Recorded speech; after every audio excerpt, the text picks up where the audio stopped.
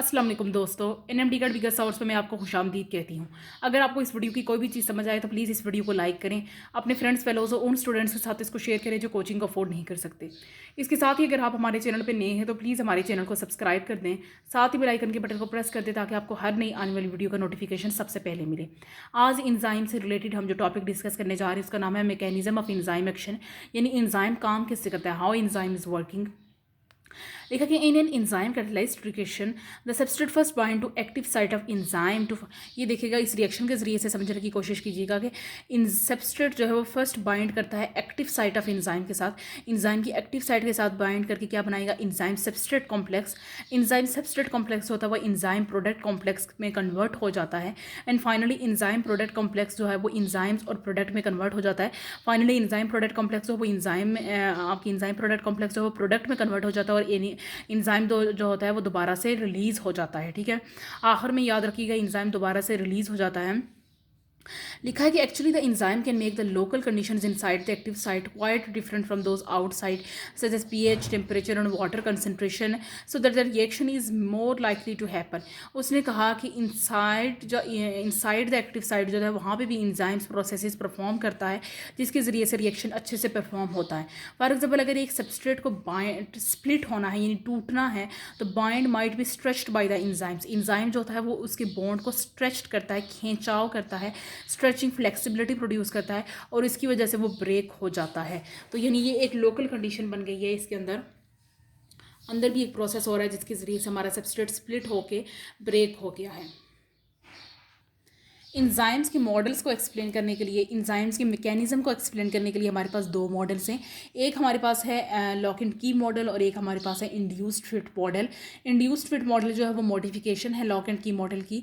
तो lock and की model को भी हम एक्सप्लेन करेंगे। उसने कहा कि एमिल फिशर जो है उन्होंने 1894 में लॉक एंड की मॉडल को एक्सप्लेन किया। याद रखिएगा कि पंजाब की बुक में ये डेट जो है वो 1890 मेंशन है और यहाँ 1894 मेंशन है। तो according to this model active site of the enzyme has a definite shape and rigid structure.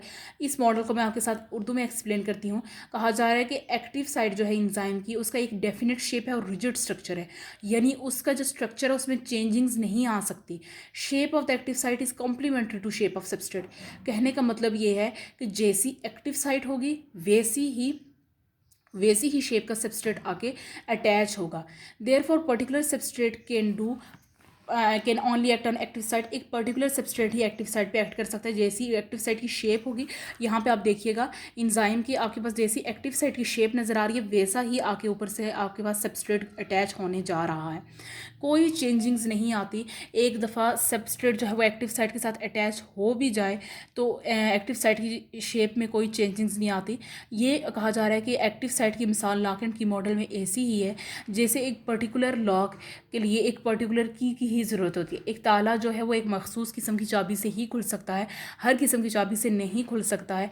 इसी तरह एक पर्टिकुलर सबस्ट्रेट ही पर्टिकुलर एक्टिव साइट पे एक्ट कर सकता है क्योंकि उसकी शेप में चेंजिंग नहीं आ सकती। लिखा कि it reflects that the enzymes are highly specific in their action and each enzyme can carry out only one particular reaction. कहने का मतलब यह है कि इसका मतलब यह है कि इंजाइम्स हाईली स्पेसिफिक हैं अपनी एक्शन में, यानी हर इंजाइम्स सिर्फ एक पर्टिकुलर रिएक्शन ही कर सकता है। ऐसे इंजाइम्स जो लॉक एंड की मॉडल के अकॉर्डिंग काम करते हैं उसे हम नॉन रेगुलेटरी इंजाइम्स कहते हैं। और नॉन रेगुलेटरी इंजाइम्स में बताया जा रहा है कि जो लॉक एंड की मॉडल है ये बहुत स्मॉल अमाउंट ऑफ इंजाइम्स जो होते हैं वो इस मॉडल को फॉलो करते हैं, जैसे सुक्रेज और माल्टेज। इंजाइम की ये एबिलिटी कि वो सिर्फ एक रिएक्शन परफॉर्म कर सके, ये बहुत एक स्पेसिफिक प्रॉपर्टी है।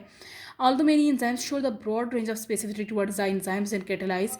देखा कि जब एक इंजाइम एक ही सबस्ट्रेट को कन्वर्ट कर सके प्रोडक्ट में तो हम इसे एब्सोल्यूट स्पेसिफिसिटी कह सकते हैं। यानी यूरिएज जो इंजाइम है वो सिर्फ और सिर्फ यूरिया को ही अमोनिया और कार्बन डाइऑक्साइड में कन्वर्ट कर सकता है। इसकी एब्सोल्यूट स्पेसिफिसिटी ये है कि सिर्फ एक रिएक्शन को परफॉर्म कर सकता है, उसे हम कहते हैं एब्सोल्यूट स्पेसिफिसिटी। यूरिया और वाटर कंबाइन होते हैं तो अमोनिया प्लस कार्बन डाइऑक्साइड बन जाता है। आगे हम मॉडिफिकेशन पढ़ेंगे लॉक एंड की मॉडल की, जो इंड्यूस्ड फिट मॉडल है। उसमें कहा जाता है कि कोशनेट ने प्रपोज किया इंड्यूस्ड फिट मॉडल 1959 में। उसके मॉडल के अकॉर्डिंग एक्टिव साइट की कोई डेफिनेट शेप, कोई रिजिड स्ट्रक्चर नहीं है, बल्कि एक्टिव साइट एक फ्लेक्सिबल स्ट्रक्चर है, यानी आप उसको जिस तरह मोड़ना चाहें, जिस तरह सबस्ट्रेट के साथ अटैच करवाना चाहें उसी तरह वो अटैच हो जाएगा। जिस किस्म का भी आप सबस्ट्रेट लाएंगे एक्टिव साइट अपने आप को उसी शेप के मुताबिक डाल देगा। ठीक है, जैसा भी आपकी सबस्ट्रेट की शेप होगी, एक्टिव साइट ने खुद को उसी तरह कन्वर्ट करना, यानी मौका महल के मुताबिक अपने आप को डाल देना है, ठीक है। उसने कहा कि the amino acids which make the active site are moulded into the precise shape which enable the enzymes to perform its catalytic function, यानी अमाइनो एसिड जो होते हैं, जो अमाइनो एसिड जो हमारी एक्टिव साइट को बना रहे होते हैं, वो हर तरह की शेप में कन्वर्ट होने के लिए तैयार होते हैं और इस तरह एंजाइम्स का फंक्शन बहुत अच्छे से हो जाता है। The change which is induced in shape of active site is responsible for the conversion of substrate into the product. Obviously जो चेंज आया है एक्टिव साइट की शेप में, उसकी वजह से सबस्ट्रेट प्रोडक्ट में कन्वर्ट हो जाता है। आगे लिखे कि एक दफ़ा रिएक्शन कंप्लीट हो जाए तो एक्टिव साइट दोबारा से अपनी शेप को रीगेन कर लेता है। कहने का मतलब यह है कि जो शुरू में उसने सबस्ट्रेट के अटैच होने के लिए अपनी शेप को चेंज किया था, रिएक्शन के आखिर में वो अपनी शेप को दोबारा से रीगेन कर सकता है। फिर लिखा कि यही तो फ्लेक्सिबिलिटी है हमारे पास लॉकेंट की इंड्यूस्ड फिट मॉडल की, कि एक से ज़्यादा तरह के रिएक्शंस यहाँ पे हो सकते हैं। जैसे कि ये दोबारा से वही मिसाल रिपीट की जा रही है जो हमने पीछे प्रॉपर्टीज़ में पढ़ी थी, कि कार्बोनिक एनहाइड्राइज ऑक्सीजन को हीमोग्लोबिन में ऐड भी कर सकता है और ये कार्बोनिक एसिड और बाइकार्बोनेट्स की फॉर्मेशन को कंट्रोल भी करता है। ऐसे ही इंजाइम्स जो इंड्यूस्ड फिट मॉडल को फॉलो करते हैं उन्हें हम रेगुलेटरी या एलोस्टेरिक इंजाइम्स कहते हैं, जैसे कि हेक्सोकाइनेसिस की मिसाल है। लिखा हुआ है कि यहाँ पे ये देखिए हीमोग्लोबिन ऑक्सीजन में ऐड हो रहा है in the presence of carbonic anhydrase from the oxyhaemoglobin, और यहाँ पे देखिए दोबारा से कार्बन डाइऑक्साइड वाटर के साथ कंबाइन होकर हमारे पास H2CO3 बन रहा है और H2CO3 यानी कार्बोनिक एसिड जो हमारे पास हाइड्रोजन आइंस और बाइकार्बोनेट आइंस में कन्वर्ट हो रहा है, यानी फॉर्मेशन ऑफ कार्बोनेट्स और बाइकार्बोनेट्स भी कंट्रोल हो रहे हैं और हमारे पास ऑक्सीजन और हीमोग्लोबिन को ऐड करके ऑक्सी हीमोग्लोबिन भी बन रहा है। ये दोनों फंक्शन से यहाँ पे आप डायग्राम में देख सकते हैं कि शुरू में देखिए इंजाइम की एक्टिव साइट की कैसी शेप है, ऐसी some like curling type shape है इसकी, लेकिन सबस्ट्रेट हमारे पास ये सर्कल या ओवल शेप में है। तो इंजाइम की जो एक्टिव साइट है उसने अपने आप को इस मुताबिक डाल दिया, देखिए उसी तरह फिट हो गया। लेकिन एंड पे देखें जब हमारे पास प्रोडक्ट्स बन चुके होते हैं तो इंजाइम की एक्टिव साइट ने अपनी दोबारा से शेप रीगेन कर ली है। तो ये आपको आई होप सो अच्छे से समझ आ जाएगा। नेक्स्ट लिखा कि एनर्जी ऑफ एक्टिवेशन। उसने कहा कि मॉलिक्यूल्स एक दूसरे के साथ कभी भी रिएक्ट नहीं कर सकते जब तक वो किसी फॉर्म में एक्टिवेट ना किए जा सके। लिखा कि energy that must be added to cause the molecules within one is known as activation energy. ऐसी एनर्जी जो मॉलिक्यूल्स के साथ ऐड करनी चाहिए ताकि वो रिएक्ट कर सकें एक दूसरे के साथ, उसे हम एनर्जी ऑफ एक्टिवेशन कहते हैं। नॉन लिविंग सिस्टम में जो है वो हम हीट को एनर्जी ऑफ एक्टिवेशन के तौर पे यूज़ करते हैं ताकि इफेक्टिव कोलिजन्स को हम इंक्रीज़ कर सकें, ठीक है। लिविंग सिस्टम में हम हीट को यूज़ नहीं कर सकते, जाहिर सी बात है। आप नॉन लिविंग में हीट को यूज़ कर रहे हैं एज एक्टिवेशन एनर्जी, लेकिन लिविंग सिस्टम में आप एक्टिवेशन एनर्जी के लिए हीट को यूज़ नहीं कर सकते। रीज़न बताई जा रही है कि तमाम तरह के लिविंग सेल्स या ऑर्गेनिजम्स जो होते हैं वो थर्मोलेबल, तमाम तरह के लिविंग ऑर्गेनिजम्स जो हमें टेम्परेचर सेंसिटिव प्रोटीन मॉलिक्यूल्स से मिलकर बने हैं, यानी टेम्परेचर सेंसिटिव हैं लिविंग ऑर्गेनिजम्स। 1000 केमिकल रिएक्शंस एक सेल में किसी भी टाइम पे हो सकते हैं। तो इतने बड़े सिस्टम के लिए हम जो एनर्जी ऑफ एक्टिवेशन है वो हीट यूज़ नहीं कर सकते हैं। लिविंग सिस्टम जो वो आइजोथर्मल कंडीशंस में काम करती है। Iso means sames and thermal means temperature, यानी टेम्परेचर कांस्टेंट हो जिस कंडीशंस में वहाँ पे काम करते हैं। The excited state of reactants is achieved by biochemical process. Enzyme reactant के साथ अटैच होता है और इंजाइम रिएक्टेंट कॉम्प्लेक्स बना देता है।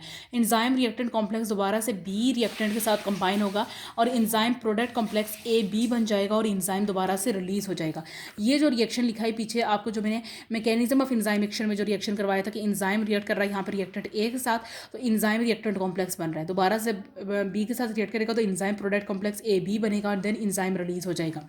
लिखा है कि इंजाइम्स जो होते हैं वो हमने पीछे भी पढ़ा है, प्रॉपर्टीज़ में मैंने आपको पढ़ाया था कि इंजाइम जो होता है वो एक्टिवेशन एनर्जी की ज़रूरत को कम कर देते हैं by changing the energy dependent process to the energy independent process, independent बना देते हैं वो उसको।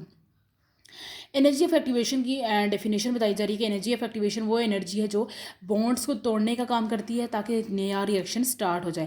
तो इंजाइम्स जो होता है वो ग्रेटली रिड्यूस करता है एक्टिवेशन एनर्जी को ताकि नया रिएक्शन जो है वो स्टार्ट किया जा सके। इसके साथ ही मैं अपनी वीडियो से इजाज़त लेना चाहूँगी। उम्मीद है आपको ये टॉपिक अच्छे से समझ आ गया है। फिर भी अगर आपको कोई चीज़ समझ नहीं आती तो आप उसे कमेंट सेक्शन में पूछ सकते हैं। ओके जी, इजाज़त दीजिएगा। अल्लाह हाफिज़।